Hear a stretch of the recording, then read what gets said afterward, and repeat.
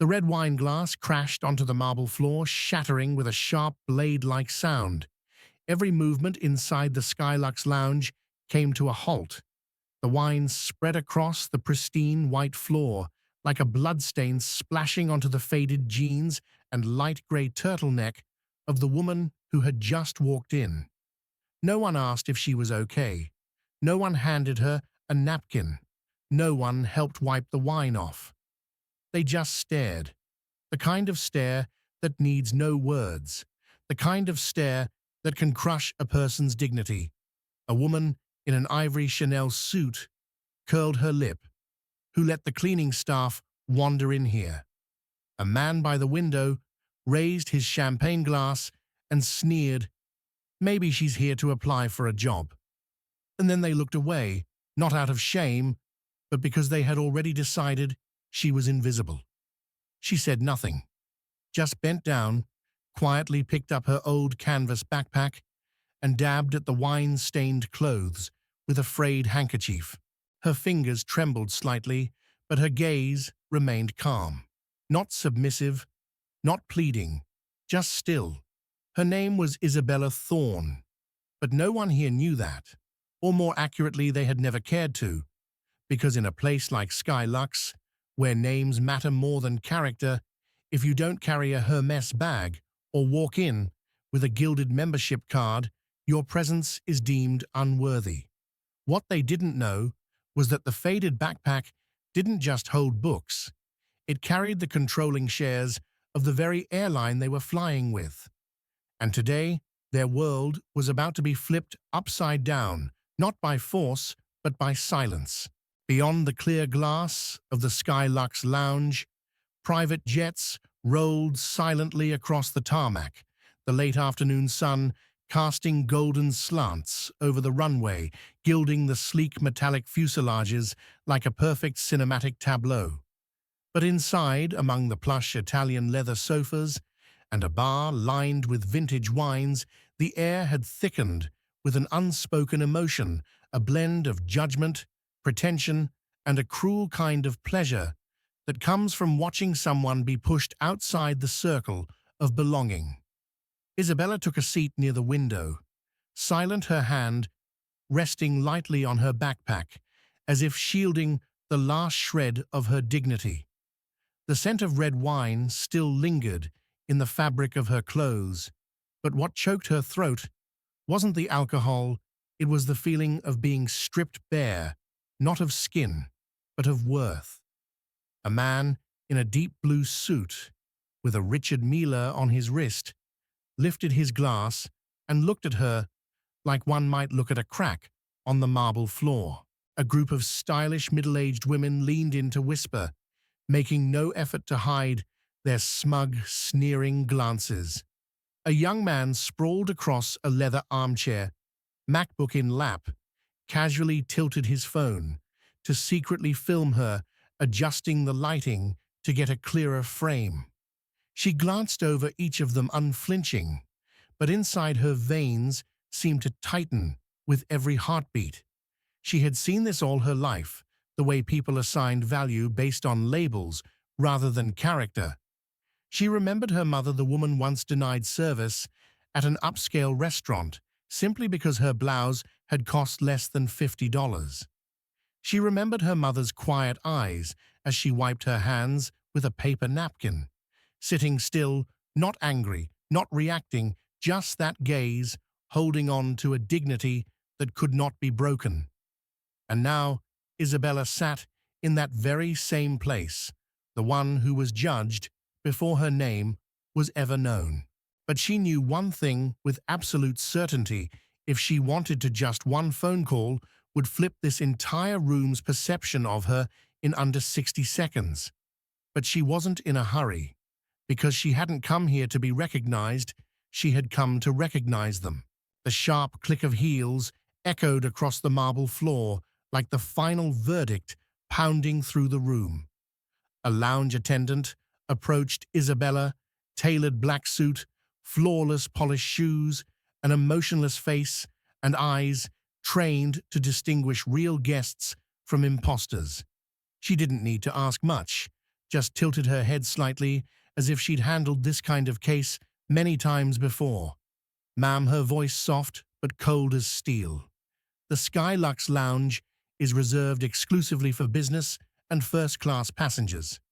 If you don't have a membership or an eligible ticket, I'll have to ask you to leave immediately to avoid disrupting the experience of our other guests." A few people smiled faintly. A man adjusted his tie. A woman swirled her martini glass like she was waiting for the climax of a play. Isabella remained silent. She gave a slight nod. No defiance, just quietly reached down and unzipped her backpack to look for her wallet, a worn-out leather one, its edges frayed, but the zipper stuck. And in that 1 second, the attendant's eyes locked in a silent conclusion. "You have nothing." A young man raised his phone higher to capture it on video. A middle-aged woman with a pearl necklace shook her head visibly and exhaled. They really let anyone in here these days. No one hid their disdain anymore. They weren't waiting for clarification. They were waiting for the moment she'd be escorted out, confirmation that the hierarchy still held strong. Isabella could feel her pulse thudding in her chest. Her eyes blurred slightly, not from fear, but because this moment was all too familiar, too real. A woman in an ivory blazer stepped closer, staring at her like a teacher catching a student breaking the rules in a prestigious classroom. Her voice was sweet, but lined with condescension. "Ma'am, I do believe everyone deserves a chance, but not everyone belongs here. First class isn't for wishful thinking." Isabella didn't answer, but in her mind, her father's words pounded like drums. "You don't need to respond right away. Just stand your ground. The truth will speak for itself."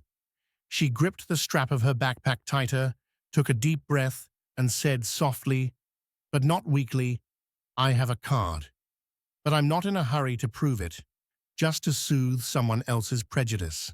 The automatic doors at the back of the lounge slid open with a soft ding. Someone entered, not rushed, not speaking, but instantly shifted the air in the room. A few passengers turned their heads. Some stood up, and the lounge attendant, who had just pointed at Isabella less than a minute ago, suddenly adjusted her collar and stepped back as if she'd crossed an invisible line. The man who had walked in wore a charcoal gray suit, black tie, hair neatly slicked back, and stood with the posture of someone whose spine held up an empire. It was Raphael Dorian, the global executive CEO of Dorian Skyfleet, a name synonymous with power in the world of international commercial aviation, and a man whom the media often described in 3 words: expensive, cold, and never seen unless something was truly serious. But this time, he appeared for a woman in a wine-stained sweater being humiliated. Raphael didn't stop at the reception. He didn't look at anyone. He walked directly toward Isabella, his voice cutting through every lingering whisper. "I believe there are a few people here who need to be reintroduced."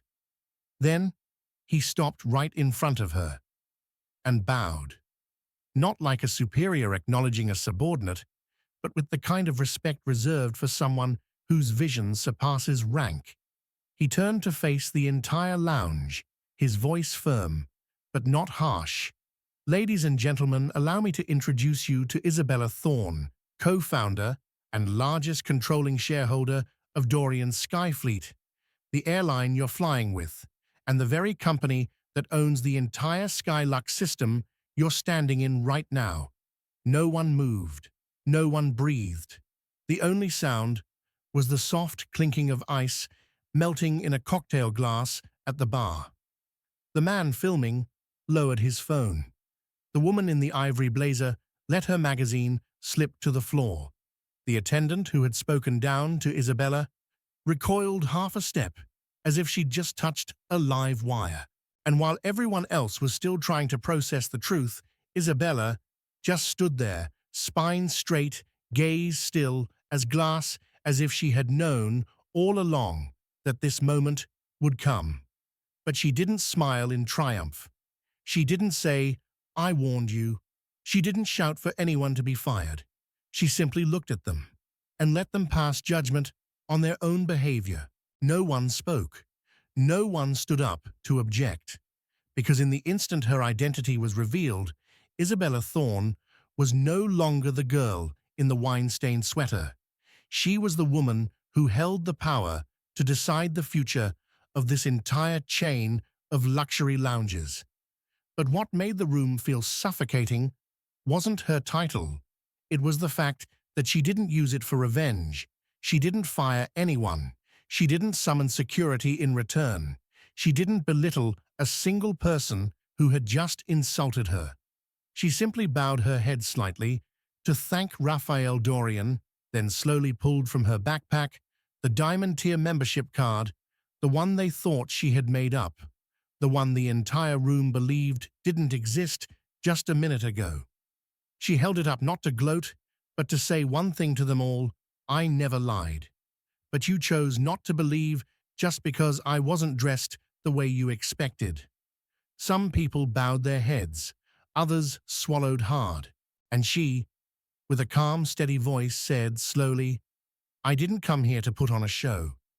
I came to see whether in a place considered the most elite, a person not wearing designer labels would still be treated like a human being." She turned to the attendant, who had just tried to remove her, looking into the eyes, now unsure of how to apologize, and gently nodded, "I don't blame you. You were just doing what the system taught you was right." Then she turned back to the room. And that is exactly the problem. A deep breath. Her voice wasn't loud, but it carried. We're living in an age where kindness is treated like a luxury and appearances are mistaken for worth. But real power doesn't lie in a first-class ticket. It lies in how we treat the people we assume have nothing. No one dared interrupt. No one dared to laugh anymore. Because at that moment, everyone in the room realized Isabella wasn't threatening them. She was teaching them, silently, but in a way they would never forget. After the room fell silent, after the hurried bows and the eyes too ashamed to meet hers, after the awkward apologies barely holding back the weight of guilt gnawing at them, Isabella simply nodded. No one was called out. No one was fired. Not a single threat or reprimand was uttered. There was only one quiet sentence, but it would stay with everyone forever. Today isn't about judging individuals. It's a reminder that how we treat strangers is the truest reflection of how we're living. Then she sat down, in a chair by the window, the very spot where an hour earlier people had glared at her for leaving a stain of red wine. Now a server gently placed a glass of warm water in front of her, without a word, just a slight tilt of the head, a silent apology. And there, in the calm, Isabella began to work. She pulled a slim notebook from her backpack, along with a simple ballpoint pen. No tablet, no assistant. Just handwritten notes, brief and uncompromising: re-establish staff training standards, eliminate the implied dress code, implement regular attitude checks across all lounges globally, remove appearance-based prioritization, add character-based prioritization. She didn't go to the press. She didn't hold a conference. She didn't post a single status on social media. She didn't need to. She knew if your actions are just enough, those who once acted wrongly will be the very ones to spread the lesson. And she was right. In the days that followed, whispers spread like wildfire across the industry that one day the mysterious founder of Skyfleet had been humiliated by her own staff inside the very system she owned, and instead of retaliating or punishing, she rewrote the entire protocol with silence and kindness.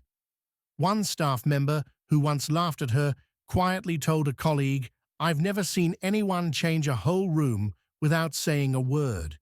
New training posters went up, random evaluations were introduced, and a small plaque, not flashy, not dramatic, was mounted beside the lounge's glass doors, its thin font like a whisper. All travelers welcome. No dress code, no judgment. Same old sweater, same faded backpack.